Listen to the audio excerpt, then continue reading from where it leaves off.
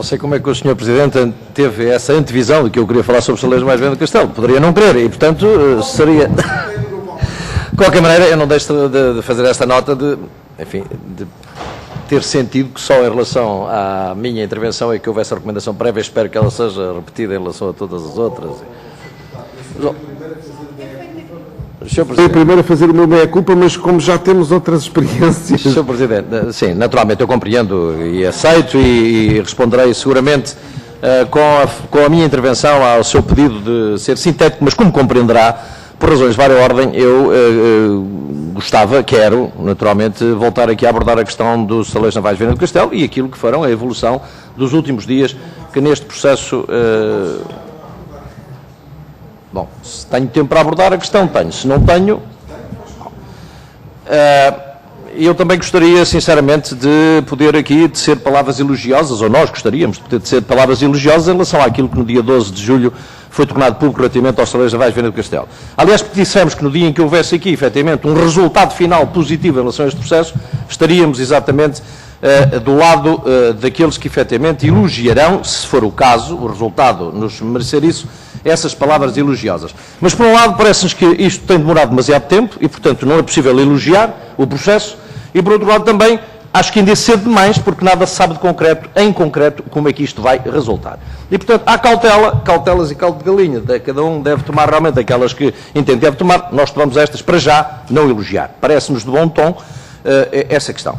Porque, recordamos só rapidamente esta questão. Em julho de 2011, o Sr. Ministro disse que em setembro de 2011 teria uma proposta de solução para resolver o problema dos lavais de Viana do Castelo.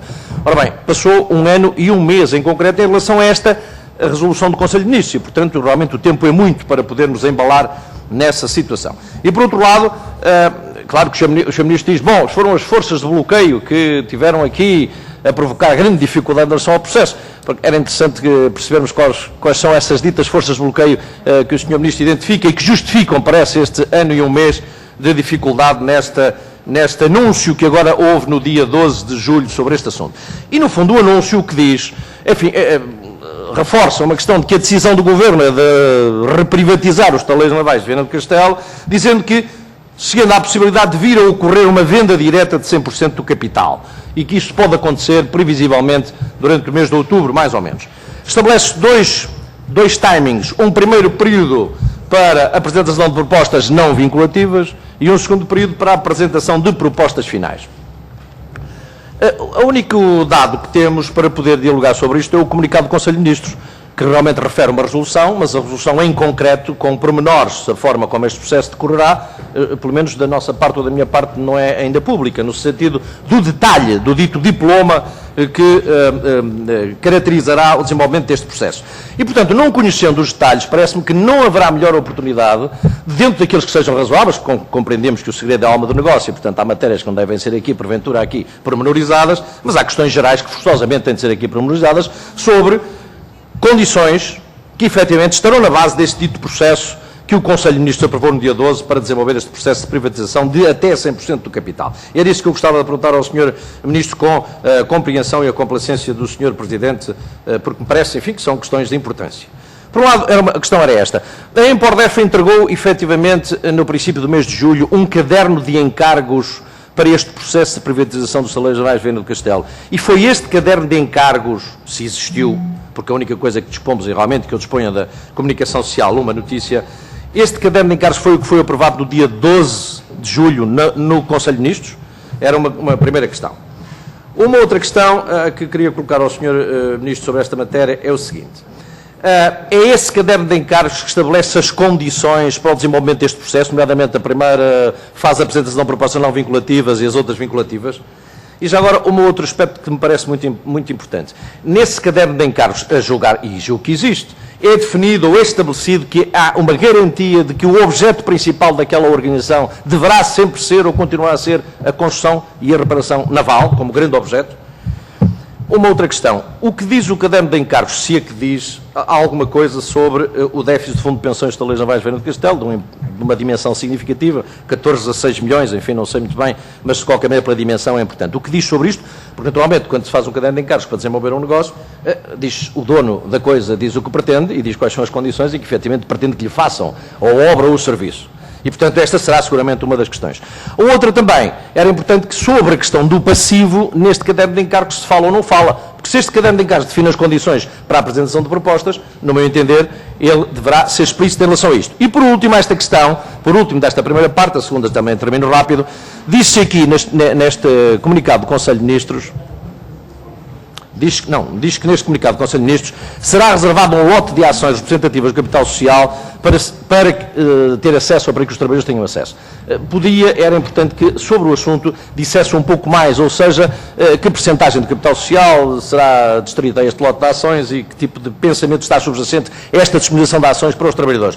Por último, no meu entender, a mais importante questão, que também acho que o Sr. Ministro tem aqui uma oportunidade única, no imediato agora, para esclarecer, porque eu julgo que há aqui uma dúvida. A comunicação social, o que diz que o Sr. Ministro disse sobre os postos de trabalho, é que o Sr. Ministro diz que disse sobre os postos de trabalho, diz o seguinte, que afirmou o Sr. Ministro hoje em Ovar, data da notícia, que os postos de trabalho, a manutenção dos postos de trabalho é uma das condições colocadas pelo Governo aos candidatos ao processo de privatização.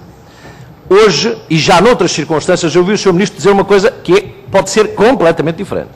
Quer dizer que será dada preferência ou privilégio à proposta que garantir a manutenção do maior número de postos de trabalho. Eu acho que o Sr. Ministro tem agora a oportunidade de dizer, é efetivamente manutenção total dos postos de trabalho ou é efetivamente uma outra questão que é a melhor proposta que apresentará a manutenção do maior número de postos de trabalho. E qual é esse maior número de postos de trabalho mínimo que o Governo entende como razoável? Porque maior número, se as outras propostas, porventura, não garantirem a manutenção de nenhum posto de trabalho, aquela que apresentar a manutenção de um posto de trabalho por caricato no extremo, poderia ser considerada melhor. Este aspecto dos postos de trabalho era muito importante. 2 ou 3 perguntas sobre o processo em si, o desenvolvimento do processo em si, porque acho que também é importante que se perceba. Este período de apresentação de propostas não vinculativas já se iniciou? Qual foi o documento que iniciou, que tornou público? Qual foi o edito que marcou o período de tempo e que definiu o calendário, o resto do calendário? Acho que era uma pergunta importante que nós gostávamos que o Sr. Ministro respondesse. A outra questão é o seguinte, está definido já qual é o júri...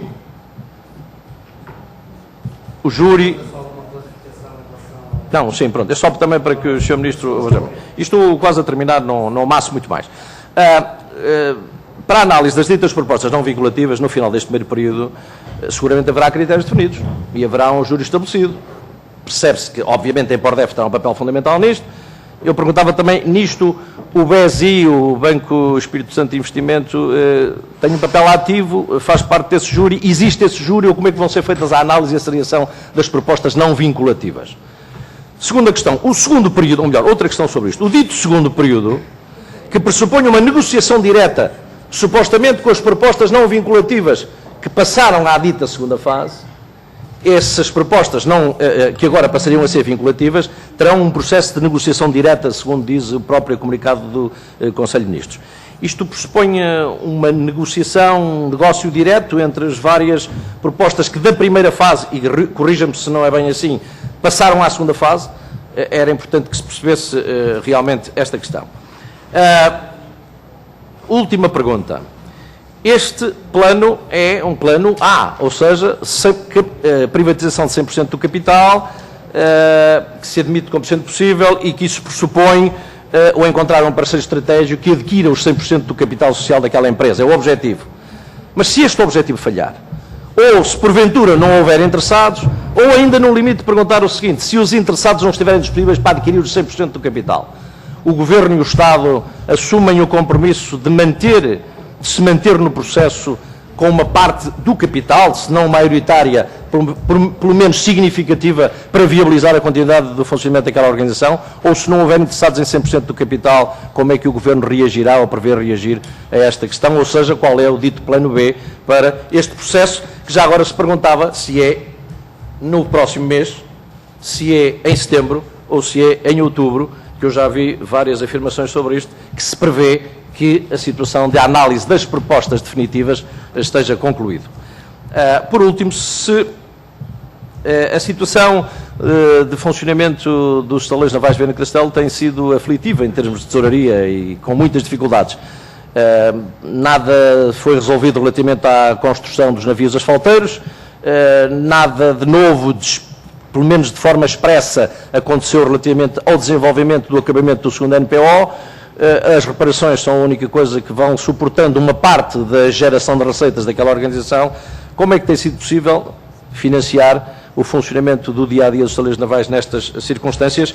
E já agora também, a propósito da questão da renegociação do contrato com a Venezuela, como é que numa fase praticamente final, aparentemente em função deste calendário, da reprivatização de 100% do capital, ou seja, da venda daquela empresa, se está a renegociar o contrato com a Venezuela, porventura em condições que não se sabe se, no futuro, quem vier a adquirir o capital está disponível ou não a cumprir ou a aceitar com a Venezuela. Muito obrigado, Sr. Ministro. Muito obrigado, Sr. Presidente. Muito obrigado, Sr. Deputado, e obrigado